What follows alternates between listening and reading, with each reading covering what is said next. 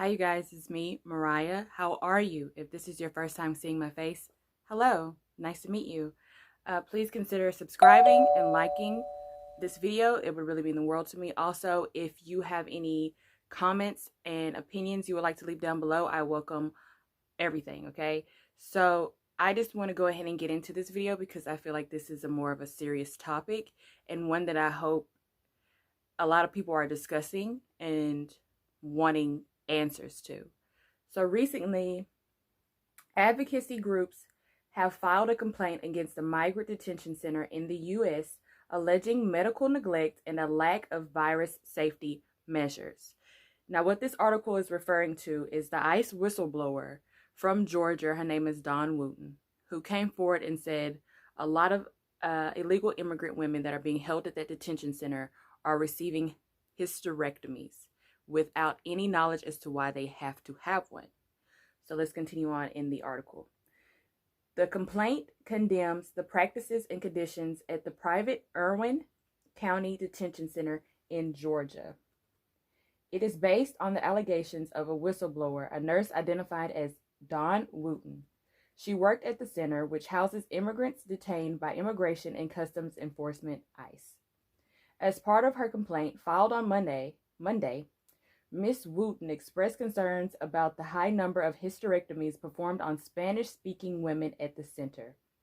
The nurse said detained women told her they did not fully understand why they had to get a hysterectomy, an operation involving the removal of all or part of the uterus. The complaint also alleges jarring medical neglect. During the coronavirus pandemic, including a refusal to test detainees with symptoms and fabricating medical records. I became a whistleblower. Now I'm a target, Ms. Wooten said at a press conference on Tuesday. But I'll be a target anytime, she said, rather than staying a part of what she called an inhumane system.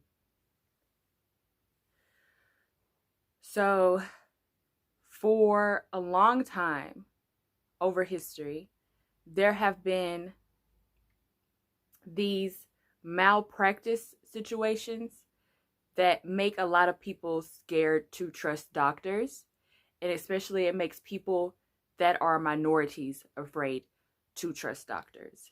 One example I'm going to give is the Tuskegee, Alabama experiments, when the black males were being experimented on in regards to syphilis. These Tuskegee experiments went on between 1932 and 1972, where these men were being given syphilis because they didn't have a treatment for it yet. So what they were doing was they were doing these test studies on these African American men, okay, from 1932 to 1972. Now, let's go back a little bit further, probably not that far in time, but let's talk about the Nazi experiments at the concentration camps. That some of the tests includes bone and muscle and nerve transplantation experiments, head injury experiments, freezing experiments, malaria experiments, immunization experiments, mustard gas experiments, seawater experiments, sterilization and fertility experiments, experiments with poison, blood coagulation experiments, high altitude experiments, electroshock experiments, right? So this isn't the first time that these doctors have just done experiments on unwilling participants, okay? And I'm comparing this eye situation to this because these women aren't agreeing to having a hysterectomy. Because as you just heard, I said that at the concentration camps, they were doing experiments on sterilization and fertility. At this facility in Georgia, they are removing women's uteruses that cannot speak English. So I'm pretty sure they're not going around asking everybody, hey, do you need a hysterectomy?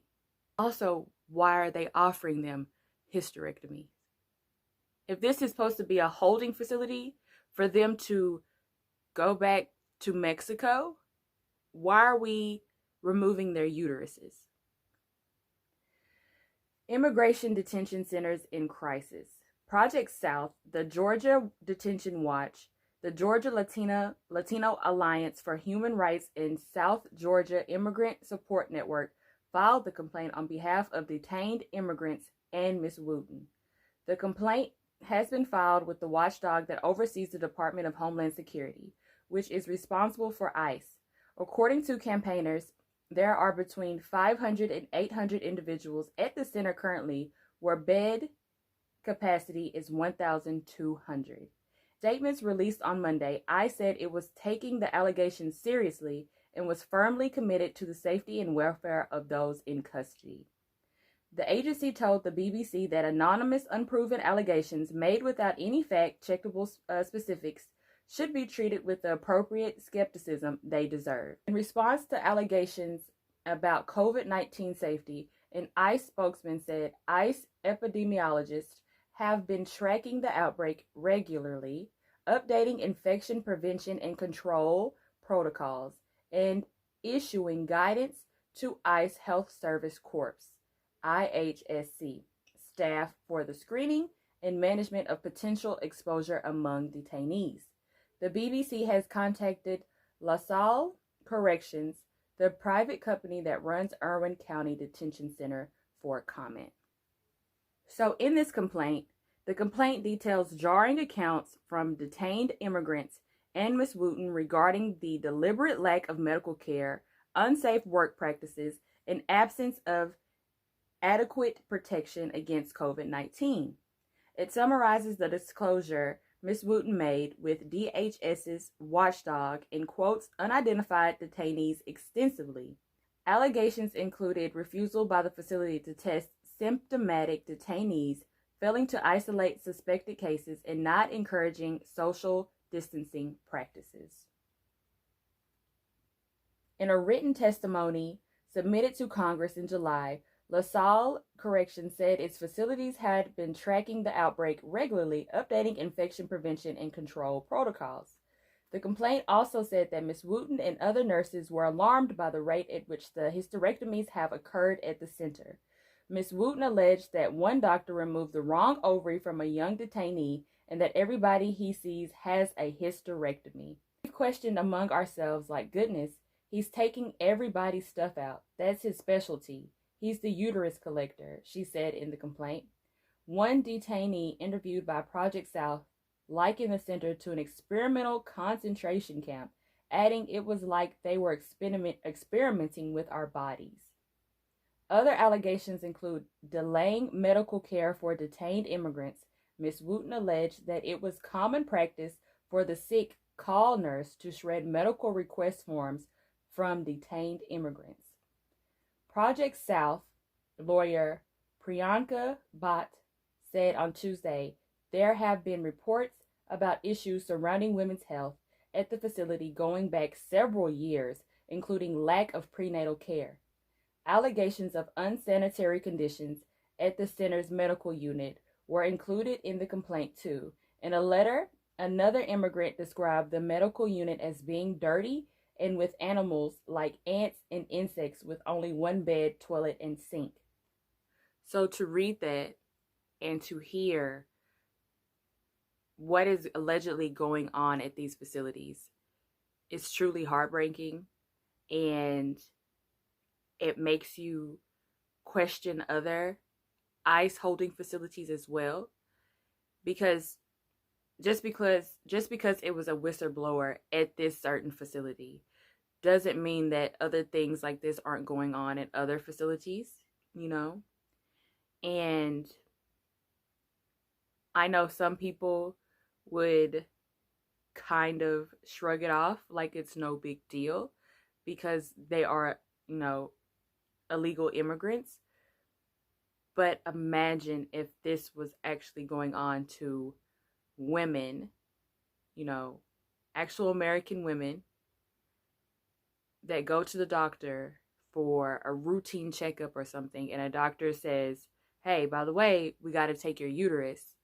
It's a lot of things people don't question when it comes to medical opinions and medical advice. And so, like, we as women here, we have the option to go to other people and say, listen, this other doctor told me this is what I need.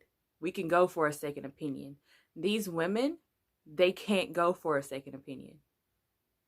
They're just being told, you need to get your uterus removed.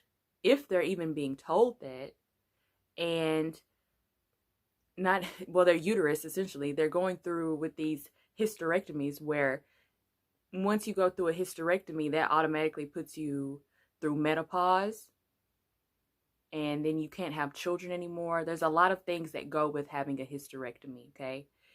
And so if they aren't receiving the medical attention needed already, who's to say what is happening to them after the fact? So hopefully this video can bring more awareness to the situation. Hopefully there are answers to what is going on. And hopefully if there's more situations like this, hopefully there's more women that come forward and speak up. So if you like this video and you're interested in seeing my face again, please make sure to like and subscribe.